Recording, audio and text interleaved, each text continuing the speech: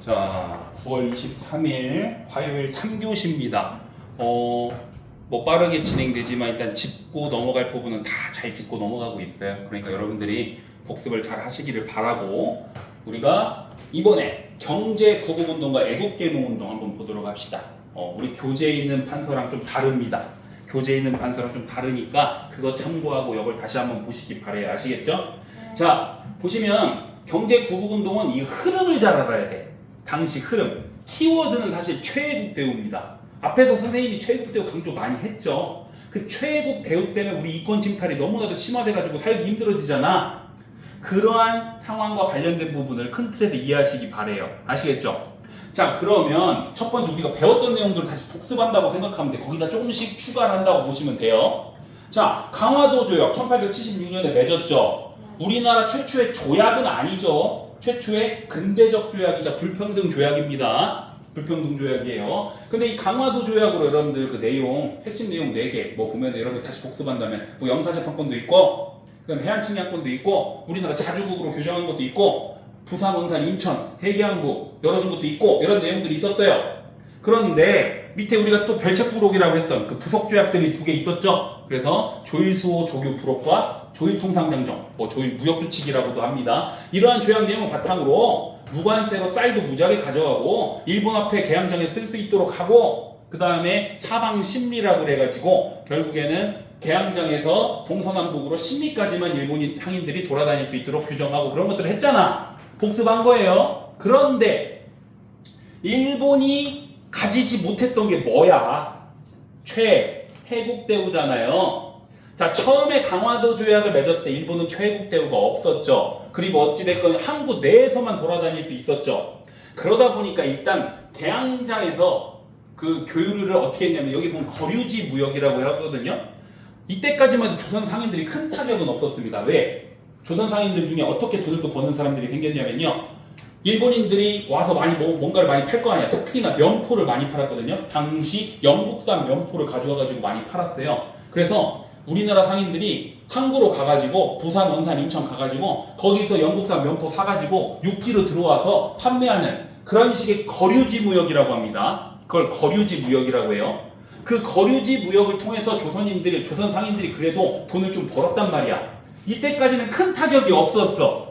그런데 1882년에 조미수호 통상조약 때 일단 미국한테 최애국 대우를 주죠. 그 다음에 이모군란 이후에 조천 상민 수륙 무역장정을 체결했는데 어때? 청나라 상인은 육지로 내지통상, 즉 육지로 들어올 수 있도록 해줬죠. 육지로 들어오게 되니까 누구도 들어올 수 있어. 미국도 들어올 수 있게 됐죠. 그 다음에 일본 입장에서도 왜 우리만 못 들어가? 하니까 저번 시간에 배운 거 복습입니다. 개정된 조일통상장정을 통해서 최애국 대우를 가져가 버리죠. 그럼 청나라 상인도 육지 들어와, 미국 상인도 육지 들어와, 일본 상인도 육지 들어오죠. 거기다가 방공령, 우리나라가 일본 애들은 우리나라 쌀을 가져가잖아. 쌀을 너무 많이 가져갈 때, 특히나 우리가 쌀이 너무 부족할 때 방공령 우리가 선포하면 일본이 쌀을 안 가져가게끔 하는 규정을 해놨지만 이거 유명무실했죠. 우리가 방공령 선포를 몇 번 했는데 일본이 다 무시하고 쌀 가져가고 배상금까지 뜯어갔습니다. 자, 그러니까 어찌됐건 방공령이 설정된 것도 조일통상장정, 개정된 조일통상장정이에요. 자, 이러다 보니까 결국에는요, 나중에는 뭐 러시아, 프랑스, 영국, 오스트리아 이런 국가들이 와가지고 다 최애국 대우 하나만 가져가면 되는 거예요. 왜? 최애국 대우만 가져가면 끝이잖아.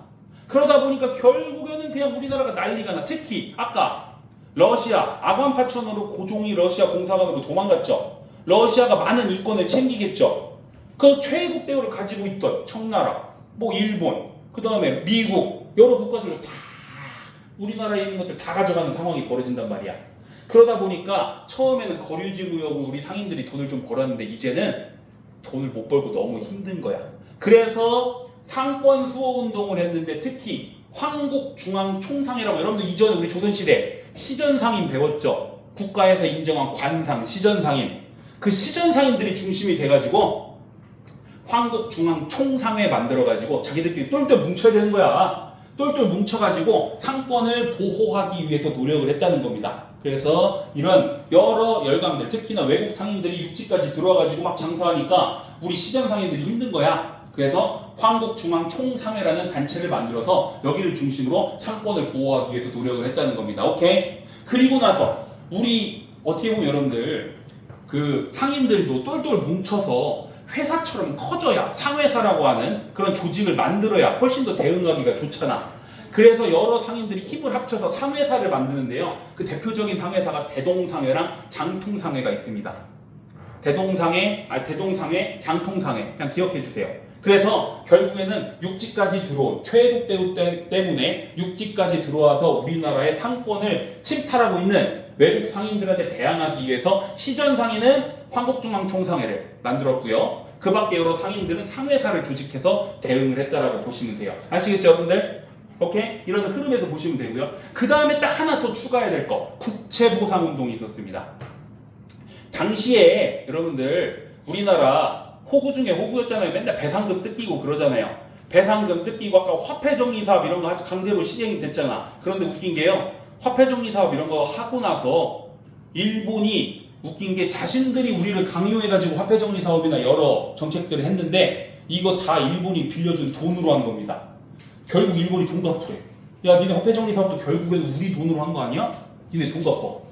그러다 보니까 빚이 엄청나게 많아졌어요. 조선이 배상금 플러스 여러 호구짓 많이 하다 보니까 일본한테 국채, 빚이 너무나도 많게 된 거야. 이거 빚이 많다 보니까 결국엔 정치적으로도 간섭을 받겠구나 싶으니까 당시에 대구입니다, 여러분들. 대구, 저기 경상북도 대구를 중심으로 해서 서상돈, 김광재 선생의 중심이 돼가지고요. 국채보상 기성회 만들어가지고 이거 빚 갚자.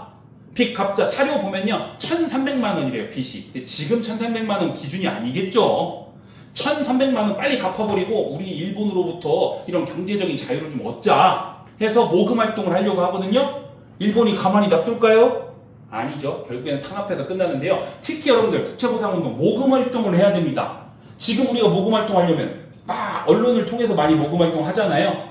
그것처럼 당시에 대한매일신보라고 하는 이 신문사를 중심으로 해가지고 대한매일신보를 중심으로 해가지고 언론 플레이를 해줬고 광고를 해줬고 그래서 모금 활동을 통해서 결국에는 국채보상운동이 일어나게 되는데요. 이 대한매일신보는요 양기탁 선생이 또 사장이었지만 공동사장으로 영국인 베델 선생이 있었어요.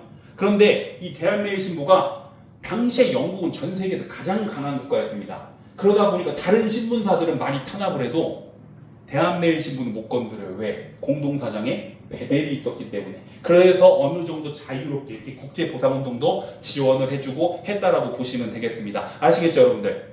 그래서 이렇게 최국대우 이후에 엄청나게 많은 우리나라의 이권이 침탈당하는 상황에서 특히나 상권도 침탈당하는 상황에서 황국중앙총상회, 상회사 이런 것들을 통해서 대응을 했고요. 그 밖에 우리나라 빚이 너무 많아지니까 이 빚을 통해서 일본이 정치적으로도 장악하려고 하니 갚아버리자. 1,300만 원도 꼭 기억해 주세요. 모금활동 1,300만 원 이거 사료에 많이 나옵니다. 그래서 결국에는 국채보상운동을 했지만 일본의 탄압으로 실패를 했다. 라는 스토리가 바로 경제구국운동으로 보시면 돼요. 오케이? 그 다음에 오른쪽을 보면 여러분들 다 수업 때 했던 내용 애국개몽운동이에요. 자, 일본이 우리나라 아까 막 술구멍을 막 쪼고 있잖아. 쪼고 있잖아. 이때 누군가는 총과 칼로 싸우자고도 합니다. 우리 다음 시간에 배우게 될 항일 의병운동이에요. 그런데 누군가는 아니다. 우리가 지금 힘이 없는데 이거 총과 칼로 싸워봤자 계란으로 바위치기다. 차라리 실력을 키워야 된다. 그래서 애국개몽운동, 다른 말로 실력 양성운동으로 이해하셔도 됩니다. 그래서 애국개몽운동을 하게 되는데 단체 4개 딱 정리해놨어. 뭐 대한협회도 있는데 그건 뺐습니다. 친일적으로 나중에 성격이 바뀌거든요. 자, 그러다 보니까 첫 번째 보안회부터 보시면 보안회. 자, 여기 보면 황무지 반대운동, 황무지 개강권이라는 걸 빼먹었네. 자, 개강권 이게 뭐냐면요, 황무지가 뭐야? 안 쓰는 토지죠. 안 쓰는 토지인데요. 일본이 당시에 뭐라고 주장하냐면 1904년에 조선한테 야, 니네 안 쓰는 토지 우리가 개간할 테니까 우리 줘. 말도 안 되는 소리를 하는 겁니다. 그런데 조선이 당시 대한제국이 그럴까? 이러고 있는 거야. 호구짓 하니까. 그러니까 결국에는 이 보안회에서 안 됩니다. 일본의 황무지 개강권 요구 이거 반대해야 됩니다 하면서 반대운동을 해서 성공을 합니다. 그런데 이 반대운동 보안회와 같이 했던 하나의 회사가 농광회사라고 있어. 체크만 해주세요. 농광회사. 여기도 보아내와 함께 이런 황무지 개헌권 반대 운동했습니다. 오케이? 자, 그 다음에 이 보아내가 결국에는 탄압받고 해산당하는데요. 그 보아내 회원 그리고 다른 사람 일부 사람들이랑 다시 합쳐갖고 만든 게 헌정연구회야. 같은 성격입니다. 애국개몽운동 계열. 그런데 이 헌정연구회는 이름만 봐봐. 헌정, 헌법을 정한대. 여기서의 특징, 입헌군주제를 가자고 주장합니다. 왕이 있긴 있어. 그런데 왕이 국회, 의회를 설정해갖고 의회를 만들어가지고요. 왕의 힘을 제한하는 겁니다. 제한하는 거야.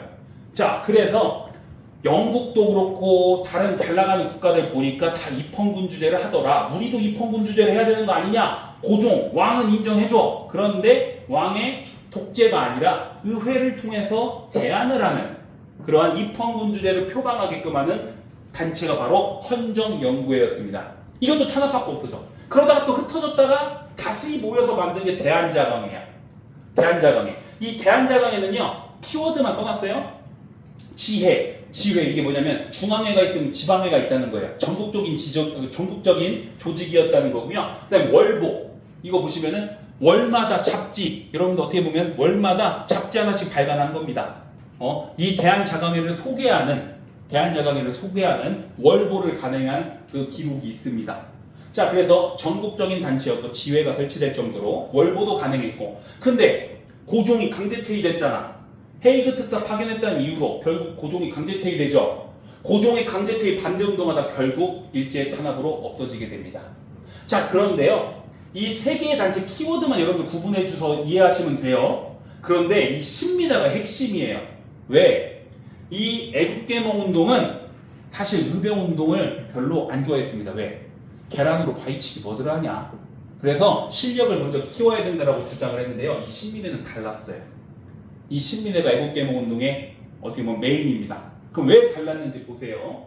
자, 1907년에 신민회가 만들어지게 되는데요. 여러분들 공화정은 왕이 있는 게 아니죠. 입헌군주제랑 구분하셔야 됩니다. 공화정은 왕이 없어요. 국민이 대표를 뽑는 거예요. 대통령제 이런 거예요. 그러면 1907년 아직 대한제국 시기잖아. 공화정을 표방했으면 이거 반역이잖아. 그러다 보니까 몰래 해야 돼? 대놓고 해야 돼? 몰래 해야 되니까 뭐야? 비밀결사잖아요. 비밀결사입니다. 몰래 만든 조직입니다. 자, 그래서 이 공화정을 표방했던 신민회, 비밀결사단체 신민회는요, 일단 애국개몽운동 좀 실력을 키워야겠죠. 그렇기 때문에 대성학교나 오산학교 이거 이런 키워드니까 잘 기억하셔야 돼. 대성학교, 오산학교 이런 거 만들어서 교육을 통해서 실력을 키워야 된다라고 표방을 했고요. 그 다음에 태극서관 이거 지금으로 지금 인쇄소입니다. 출판업체라고 보시면 돼. 그래서 책도 많이 만들어서 사람들한테 정보를 알려야 될 거 아니야. 자기 회사, 이거 도자기 회사입니다. 회사 만들어서 이걸 바탕으로 경제적인 힘도 키워야 될 거 아니에요. 결국에는 이 두 가지 학교를 만드는 거랑 회사 만드는 거는 실력 양성운동 계열이랑 비슷해요. 실력을 키우는 거니까. 그런데 다른 게 하나 있었죠. 마지막 국외 독립운동 기지를 건설하고자 표방했고요. 특히나 서간도 지역에 있는 삼원보, 우리 뒤에도 배울 겁니다. 삼원보 지역에 결국에는 국외 독립운동 기지 건설하는데, 특히나 여러분들 아마 들어보셨을 거예요. 당시 신민회 회원이었던 우리나라 조선 당시 최고의 부자였던 이회영 선생, 이회영 육형제, 그 자산이 삼원보에 투자돼가지고 이 당시 서간도에 독립운동 기지가 만들어졌다고 보시면 됩니다. 오케이?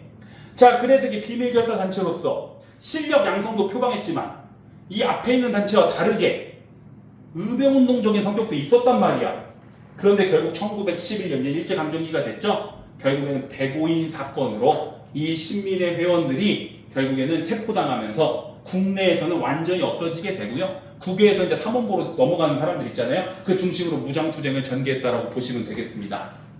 아시겠죠? 자, 그래서 결국 경제국운동은 최애국대회를 기준으로 해가지고 여러분들 흐름을 잡으시면 되고요. 그 다음에 애국개몽운동은 앞에 있는 세 단체는 실력을 키우는 실력 양성운동을 표방했어요. 여기는 그 밖에 특징적인 부분을 얘기했지만 보안에도 그렇고 헌정연구에도 그렇고 대한자강에도 그렇고 실력을 키우기 위한 걸 표방을 했습니다. 그런데 이 신민회는 실력 키우는 것 플러스 의병운동, 무장투쟁까지도 표방했다라고 보시면 돼요. 아시겠죠, 여러분들? 자, 그럼 문제를 한번 풀어보고 잠깐 쉬고 마지막 시간 가도록 합시다.